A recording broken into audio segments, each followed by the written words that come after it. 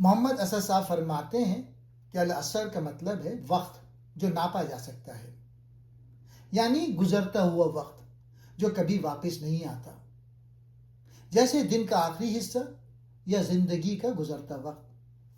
اللہ نے وقت کی قسم کھائی تاکہ انسان اس کی اہمیت سمجھے۔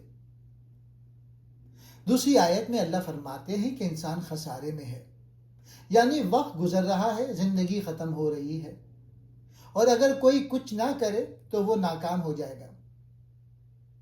محمد اسد کہتے ہیں کہ یہ ایک عام انسانی حالت ہے، وقت ضائع کرنے والا ہر شخص آخرت میں خسارے میں رہے گا۔ تیسری آیت میں 4 چیزیں ایسی ہیں جو انسان کو خسارے سے بچاتی ہیں۔ پہلی، ایمان لانا، اللہ، رسول اور آخرت پہ یقین رکھنا۔ دوسرا، نیک اعمال کرنا، اچھے کام، اخلاقی اور سماجی ذمہ داریاں۔ تیسرا، ایک دوسرے کو حق کی تلقین کرنا، یعنی سچائی، دین اور اخلاق کی بات کرنا، نصیحت کرنا۔ چوتھا، ایک دوسرے کو صبر کرنے کی تلقین کرنا، یعنی مصیبتوں، آزمائشوں اور حق پہ قائم رہنے میں صبر کی ترغیب دینا۔ محمد اسد کی کتاب میں یہ بات واضح ہے کہ یہ سورت قرآن کا خلاصہ ہے۔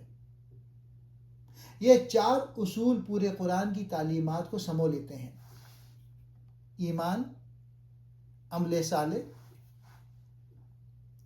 تواصو بالحق، تواصو بالصبر۔ یہ سورت ہمیں بتاتی ہے کہ زندگی کا وقت بہت قیمتی ہے۔ اگر ہم ان 4 چیزوں پر عمل نہ کریں تو وقت گزرنے کے ساتھ ہم خسارے میں رہیں گے۔ یہ ایک عالمی پیغام ہے جو ہر دور کے انسان کے لیے ہے۔ یہ سورت ہمیں سکھاتی ہے کہ وقت کو ضائع نہ کرو، یہ کبھی واپس نہیں آتا۔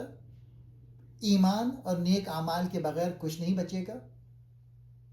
اکیلے نہیں، ایک دوسرے کو حق اور صبر کی یاد دلاؤ، یہ معاشرتی ذمہ داری ہے۔ اللہ ہمیں ان 4 چیزوں پر عمل کرنے کی توفیق دے تاکہ ہم خسارے سے بچ جائیں۔ آمین۔